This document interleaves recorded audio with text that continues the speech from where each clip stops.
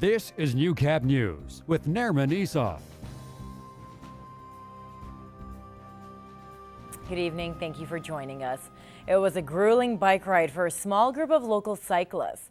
The group biked from Ardrossan to the border city to raise awareness of drug addiction.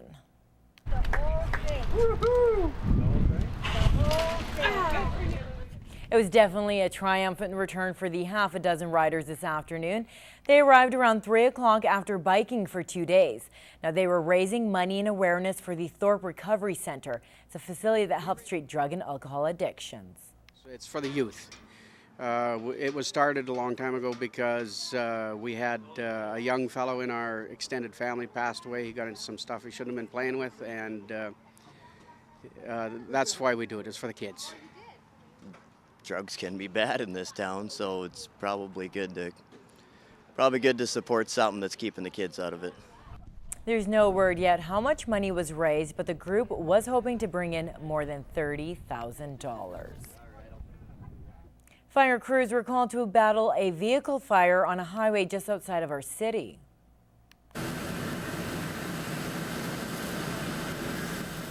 This was the scene around 10:30 last night on Highway 3 east of Lloydminster.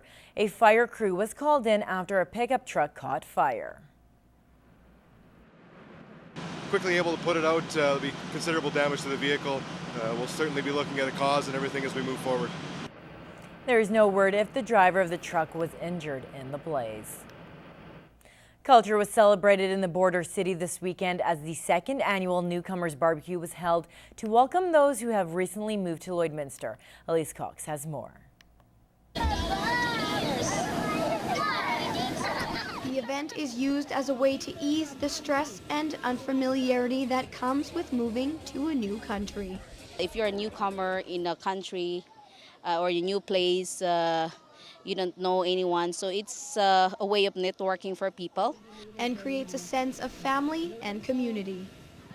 Oh, you know, when you're within your fellow countrymen, it's a good feeling for us, eh?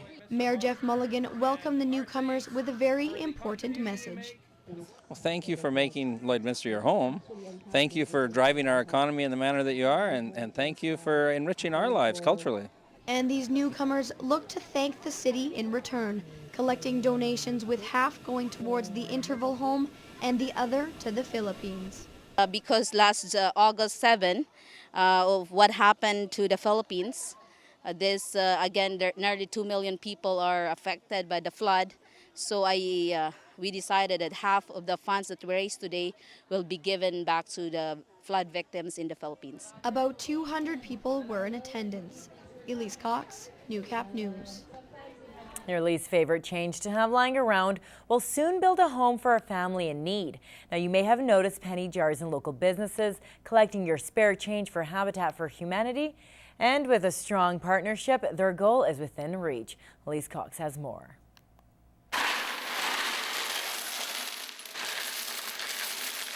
Western Financial has been collecting pennies for Habitat for Humanity's Home Sense fundraiser to build a home in Lloydminster for a family in housing need.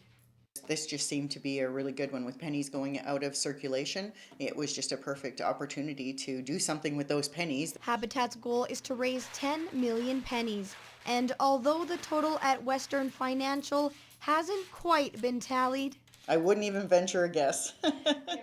At the Restore alone, they've collected 60,000. 60,000 pennies is a lot of pennies to collect roll, but it is only $600, so it is still a long ways from building a home. However, the response has them hopeful that their goal will soon be achieved. And they run out to their car and gather up all their pennies that might be in their console, emptying out their pockets. It's really neat to see. And even the little kids love to put their pennies into the bottles. And their partners are working hard with them to a cause they carry close to their hearts. This is because I was physically part of two builds as well. And they say it was an amazing experience for their employees. Once you're a part of it and you actually participate in it, it makes it that much easier to talk about it and tell other people about it. And of course your excitement carries over always anyway.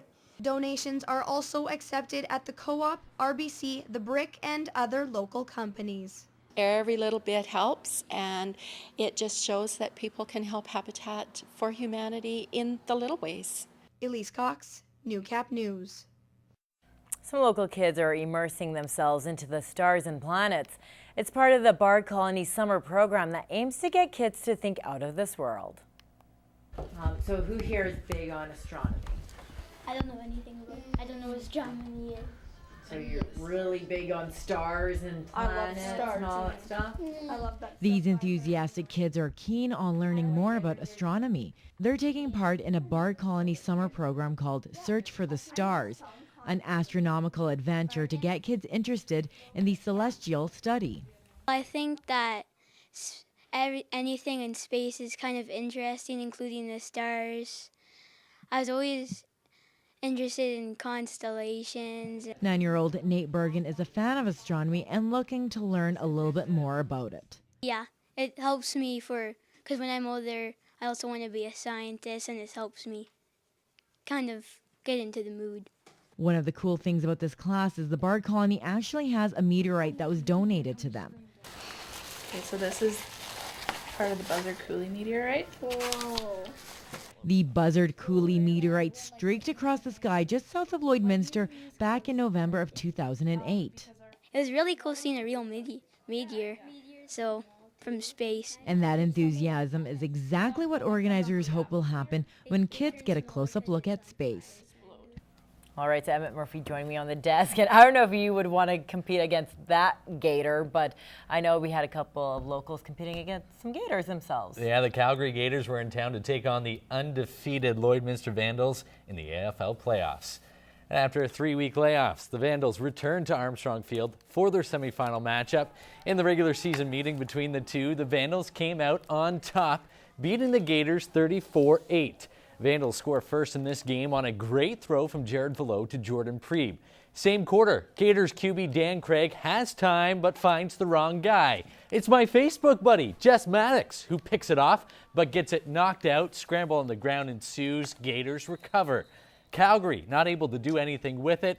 They kick it away only to have Grayson Wells run it all the way back. Some low-level taunting, though, as he runs it in the semifinal match, and he completes it with a very unnecessary flip. Vandals up big at this point. Following that up, a very familiar play, Craig throws another pick right up the middle. Brendan Brett able to hold on this time around. This game was all Vandals for the first half. Velo and Preeb hook up for another score. He catches, turns on the burners, making 3 defenders look absolutely silly. Vandals go on to win 39-17, but admittedly struggled in the second half. That's something they'll have to change in next week's finale against the Calgary Wolfpack, who pushed them to a tough 38-28 victory this year. Third time in the league championship, which we're all excited about. Interesting game in that we didn't expect to be ahead by that much right off the start. So I don't want to say it was coasting the rest of the way, but it's hard to keep motivated when the score is that lopsided at the start. You know, everybody was riding pretty high. You know, maybe that was a factor, and we weren't as sharp throughout the whole game today as we could have. Honestly, we know what we're doing. It's just execution. We just need to sharpen things up and hopefully practice Friday. And we've done it all year, so I think we'll be just fine. The Lloydminster U16 Bet Cave Rebels wrapped up their national tournament today in Brantford, Ontario. They won their first playoff game yesterday, setting up a match against the Rebels, oddly enough. This game was scoreless until the bottom of the third when a slew of errors allowed the French Rebels to load the bases. They grabbed 2 runs in that inning, 1 more in the fourth, and another couple in the fifth to shut out the Rebels 5-0. The U18 Irma Tigers were at their fast-pitch nationals in New Brunswick this week. The Tigers reached the finals today against the East Hunt Expos.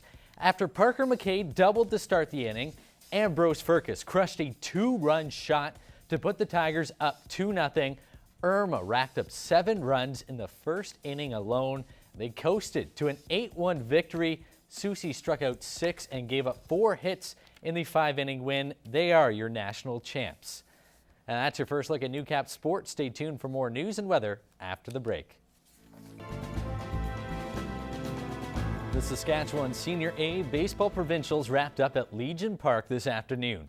The double elimination tournament came down to 2 teams this morning at 10. The undefeated Wilkie Brewers against the hometown boys, the Border City Blue Jays.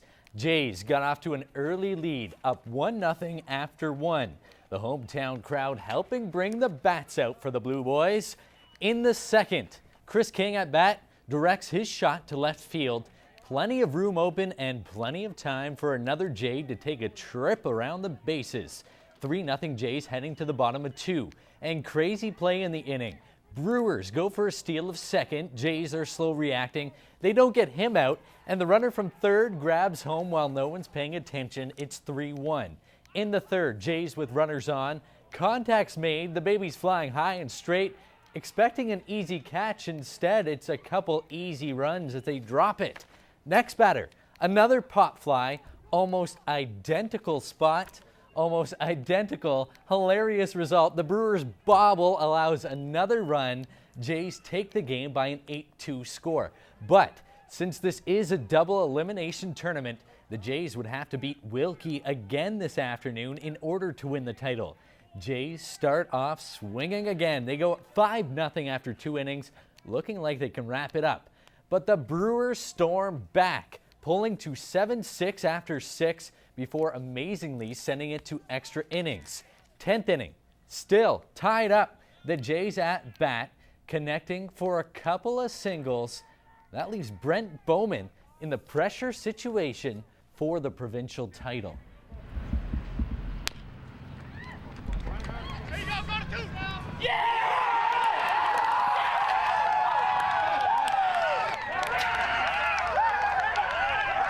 Three guys we picked up were huge. Landon Noyes is an incredible ball player, and he had an awesome day. He was a one-man wrecking crew, played awesome, played good defensively, and was just absolutely untouchable on the bat. And I think that separated us. You know, we have good core guys, and you add 3 quality guys like that, and it really makes a difference for our team. We've been waiting for this all year. We saved our arms through playoffs, league playoffs, to come to this, and we lost 1 game, and we came back through the.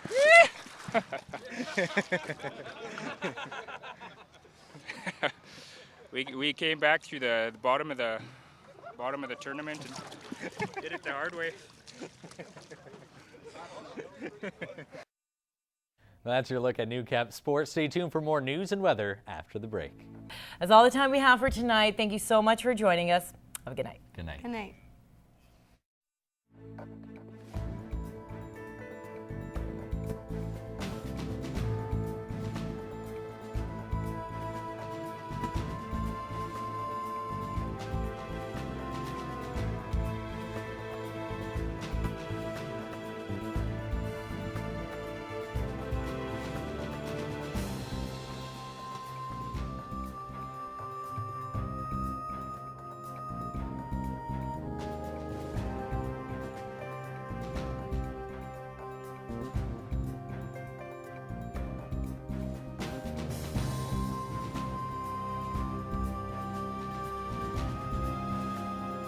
Makeup provided by Vivid Hair and Aesthetics.